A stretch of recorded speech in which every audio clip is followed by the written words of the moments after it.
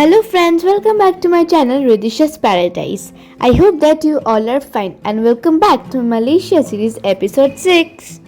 আজকে আমরা ঠিক করেছি যে আমরা মালয়েশিয়ার ফেমাস স্পট জেন্টিং ঘুরতে যাব। জেন্টিং যাওয়ার জন্য কিন্তু মোস্ট পিপলরা প্রাইভেট কার হায়ার করে, কিন্তু আমরা প্রাইভেট কার নিইনি, কারণ আমরা যখন প্রাইভেট কারের সাথে কথা বলছিলাম ওরা আমাদেরকে 954 রিঙ্গিট চার্জ করছিল। তাই জন্যই আমরা এখানের পাবলিক ট্রান্সপোর্ট বাসে করে জেন্টিং যাওয়ার প্ল্যান করলাম। অ্যাট ফার্স্ট আমরা চলে গেছিলাম হচ্ছে আমাদের এয়ারবিএনবির একদম পাশের মোনোরেল স্টেশন জালান রাজা চুলানে, আর এখান থেকে মোনোরেল নিয়ে আমরা গেছিলাম হচ্ছে KL সেন্ট্রাল। আর এই মোনোরেলের টিকিট প্রাইস হচ্ছে 2.4 রিঙ্গিট পার পারসন। তোমরা যখন এই স্টেশনে পৌঁছাবে তোমরা কিন্তু একটা অনেক বড় টার্মিনালে তোমরা পৌঁছাবে, আর এইটা কিন্তু NU মলের সাথে কানেক্ট করে। তোমরা যখন এখানে আসবে তোমরা লেফট নিয়ে একদম সোজা চলে গিয়ে যখন বেসমেন্টে নামবে তোমাদের এইখানে জেন্টিং যাওয়ার বাস স্টপটায় তোমরা অ্যারাইভ করে যাবে। তোমরা যখন এখানে আসবে তোমরা কিন্তু চাইলে তোমাদের প্ল্যান হিসাবে যেদিনকায় তোমরা জেন্টিংয়ে যাবে ওই হিসাবে কিন্তু তোমরা তোমাদের টিকিটটা কাটতে পারো, বাট আমরা একদিন আগে থেকে কেটে রেখেছিলাম, কারণ এখানে যেহেতু প্রথমত এখানে সিজনাল টাইমিং চলছে, কারণ এটা ক্রিসমাসের টাইমিং, আর তার উপর থেকে এই সিজনে কিন্তু মালয়েশিয়াতে অনেক ভিড় হয়। আমাদের এই বাস টিকিটের প্রাইস ছিল for adults 21 ringgit and for children 18 ringgit. আমাদের এই টিকিটের সাথে কিন্তু ইনক্লুডেড ছিল এখানের famous Awana gondola ride. KL central bus stop থেকে এখানে রিসর্ট ওয়ার্ল্ড জেন্টিং অবধি ডিস্টেন্স হলো 55.4 কিলোমিটার্স, আর যেতে লাগে হচ্ছে 1 hour 30 minutes। But due to the traffic আমাদের জন্য কিন্তু এখানে আসতে গিয়ে 2 ঘন্টা লেগে গেছিল।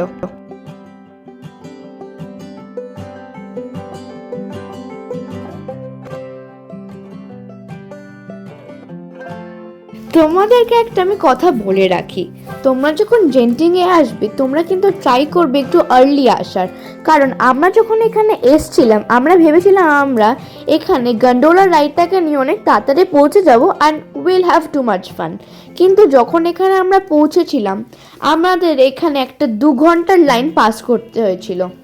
আর তাই জন্য কিন্তু আমি রেকমেন্ড করবো এখানের VIP পাসটা তোমরা নাও। দেখো VIP পাসটা একটু এক্সপেন্সিভ হতেই পারে, বাট তোমাদের বলছি শোনো, তোমরা যদি ওটা নাও you will have very much fun, কারণ আমাদের এখানে অনেকটা টাইম নিয়েছিল and we did not have too much time to explore Genting. তোমরা যদি এখানে আর্লি আসো বা তোমরা VIP পাস নিয়ে আসো তোমরা কিন্তু এখানে 3টে স্টেশন খুব ভালো করে এক্সপ্লোর করতে পারবে।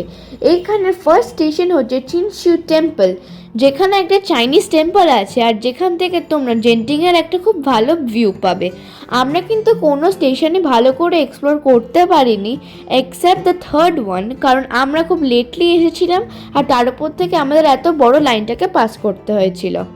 চলো তোমাদেরকে কিছু ইনফরমেশন দিয়ে দিই এই আভানা স্কাইওয়ের ব্যাপারে। এই আভানা স্কাইওয়েটা হচ্ছে more than just a ride. The ride covers about 2.8 kilometers. As you go up, you fly right over a 130 million year old rainforest. If the clouds are low, you will literally be flying over the mist. Your ticket includes a free stop at the Chinshu Cave temples. You can hop off, explore the beautiful 9-story pagoda and the giant Buddha statue, and then hop back onto the next cable car to finish your journey at no cost. Well, you know, for an extra few ringgits, you can choose a gondola with a glass floor. It's a bit thrilling to see the forest floor passing directly under your eyes. জানো তো জেন্টিংয়ে 2টো theme park আছে, একটা indoor আর একটা outdoor.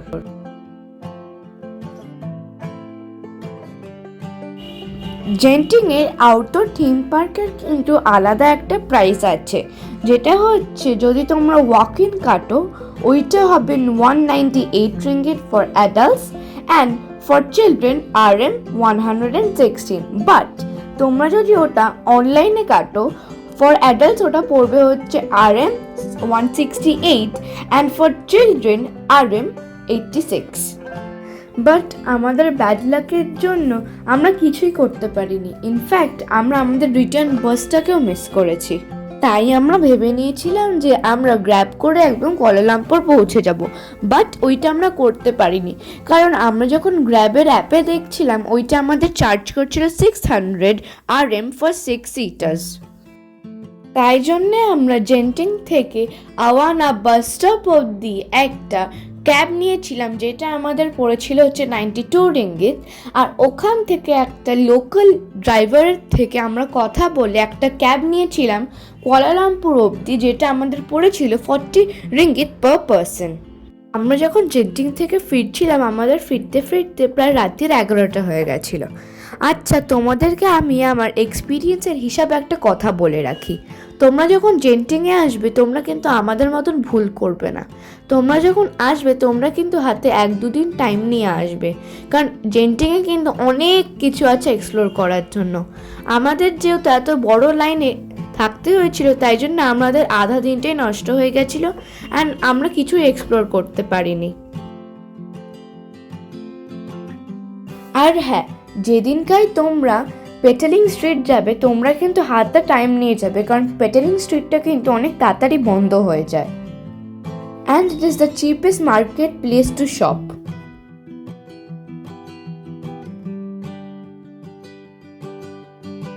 আর এখান থেকে আমরা দেখে নিয়েছিলাম হচ্ছে world's second tallest building Merdeka 118। At last আমরা চায়না টাউন এক্সপ্লোর করতে করতে আমাদের ডিনারটা করলাম। তোমাদেরকে একটা জিনিস বলে রাখি, তোমরা যখন কুয়ালালামপুর আসবে তোমরা কিন্তু মালয়েশিয়ার এই চায়না টাউনটা এক্সপ্লোর করতে ভুলবে না। আমার কিন্তু এখানের খাবার খুব ভালো লেগেছে, বাট তোমাদের হিসাবে এটা না হতেও পারে, কারণ আমাদের গ্রুপে সবার কিন্তু এটা বেশ ভালো লাগেনি, বাট আমি রেকমেন্ড করবো তোমরা এখানে আসো। আচ্ছা চলো, আমি আমার ভিডিওটা এখানেই এন্ড করছি। তোমাদের যদি ভালো লেগে থাকে don't forget to like, subscribe and share. আবার আমি মিট করবো তোমাদের সাথে একটা নতুন এপিসোডে। Till then take care and stay tune. Bye by.